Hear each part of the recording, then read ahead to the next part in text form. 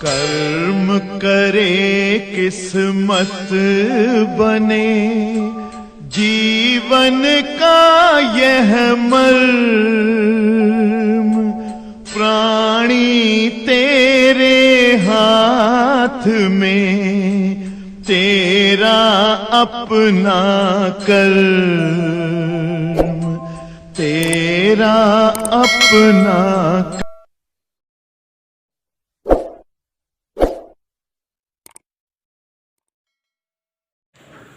प्यारे बच्चों, हम लोग जो है बहुत बढ़िया डेरिवेशन करने जा रहे हैं पतले लेंस की फोकस दूरी का व्यंजक। इसे लेंस मेकिंग फार्मूला भी कहते हैं। तो सभी लोग ध्यान देंगे।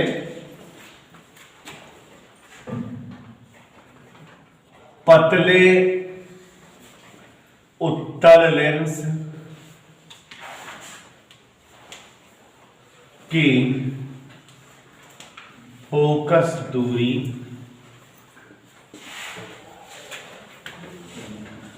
का व्यंजक।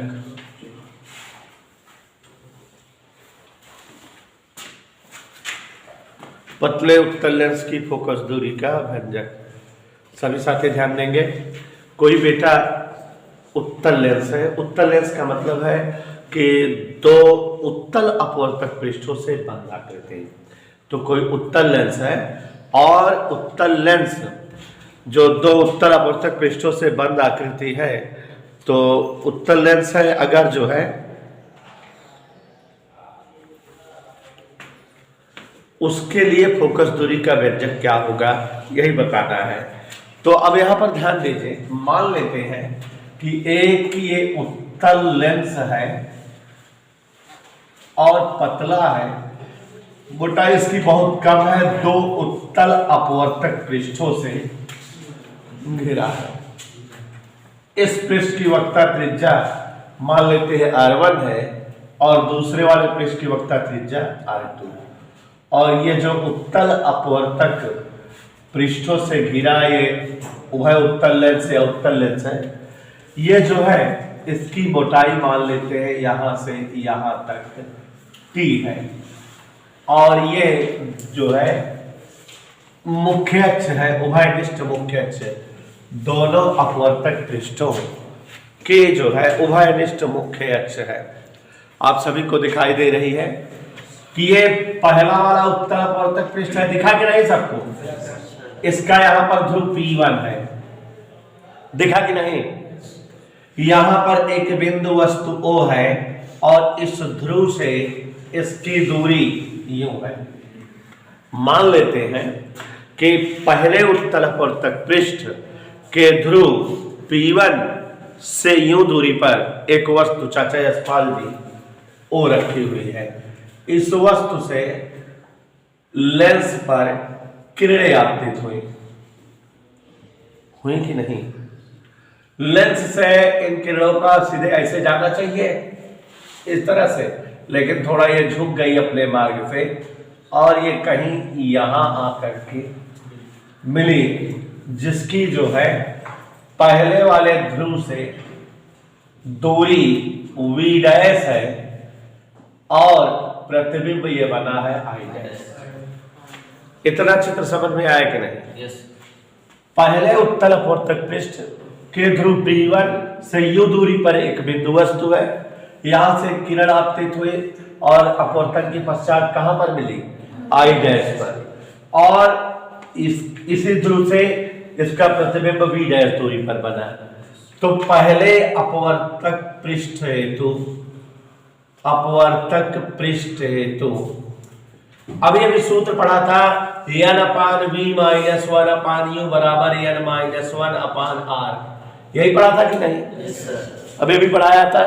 डेरिवेशन कराया है कि उत्तल अपवर्तक पृष्ठ या उत्तल अपवर्तक पृष्ठ के लिए अपवर्तन का सूत्र।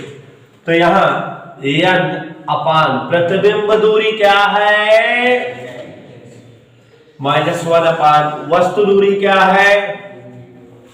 चिन्ह इसलिए नहीं ले रहा है क्योंकि सूत्र में चिन्ह का प्रयोग हो चुका है। ये जो सूत्र बना है चिन्ह प्रयोग के बाद बना है। n-1/r1 एक समीकरण बन गया। यहां तक सबको मजा बराबर आई। ठीक है कि पहले अपवर्तक पृष्ठ के लिए यूं दूरी पर एक वस्तु है जिसका जो है अपवर्तन हुआ पहले अपवर्तक पृष्ठ से प्रतिबिंब I डैश बना V डैश दूरी पर, तो इसके लिए है ना पान V माइनस वन पान U इक्वल है ना माइनस वन पान R। ओके ओके समझ आया?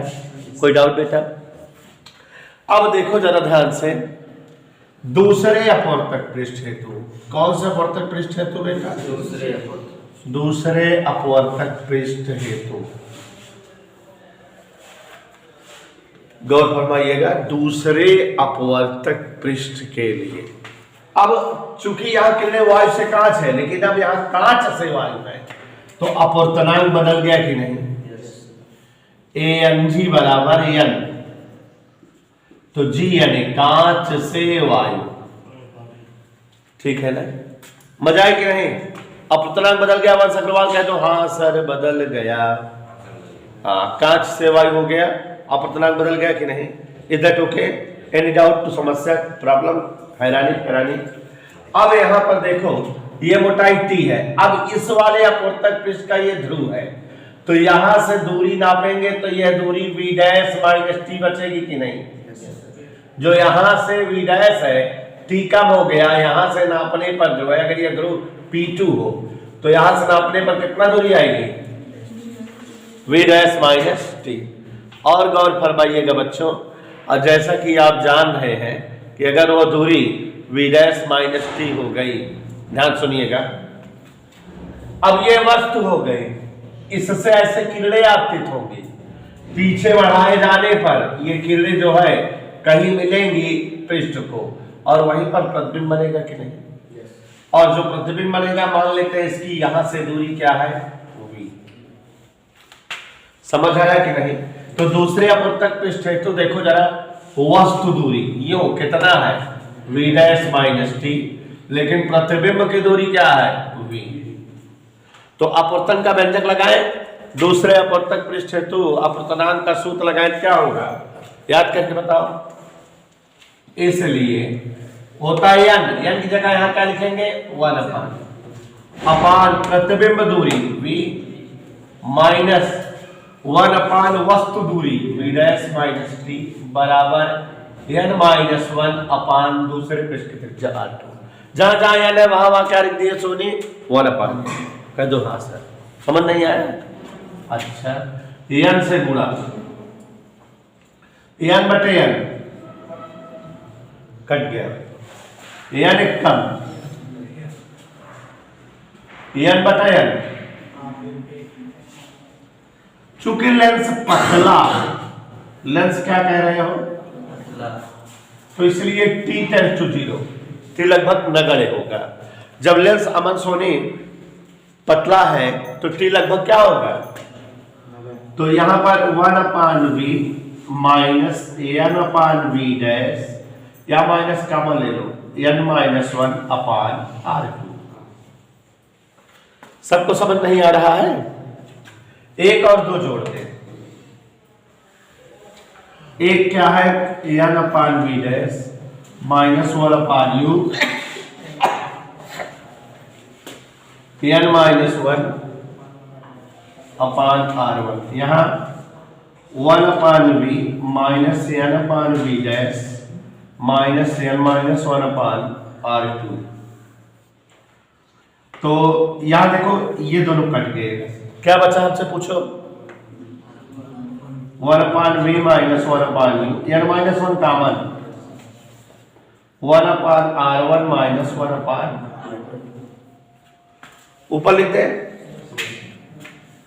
1 अपान V माइनस 1 अपान U बराबर n माइनस 1 अपान R1 माइनस 1 अपान। अगर वस्तु बहुत दूर हो, वस्तु क्या हो? अनंत में, तो प्रतिबिंब उसका कहां पर बनता है?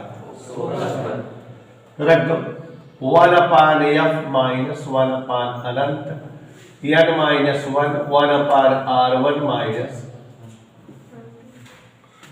1 अपान अनंत माने 0, तो 1 अपान F बराबर n माइनस 1 अपान R1 माइनस 1 अपान R2। और ये पतले लेंस की फोकस दूरी का व्यंजक आ गया। बहुत ही इंपॉर्टेंट है बच्चों, पतले लेंस की फोकस दूरी का व्यंजक आ गया, बहुत ज्यादा इंपॉर्टेंट है। जो आज दोनों डेरिवेशन कराए दोनों महत्वपूर्ण है। और अब कुल मिला के लेसन कल खत्म ही हो जाएगा, कल से इसका न्यूमेरिकल कराएंगे। तो यहाँ एक चीज ये भी दिख रहा है, कल हम आपको बताएंगे कि पतले लेंस की फोकस दूरी की निर्भरता, फोकस दूरी अपवर्तनांक के व्युत्क्रम अनुपाती और वक्र त्रिज्या के भी व्युत्क्रम अनुपाती, तो दोनों चीजों पर निर्भर करती है। कैसे निर्भर करती है इसकी चर्चा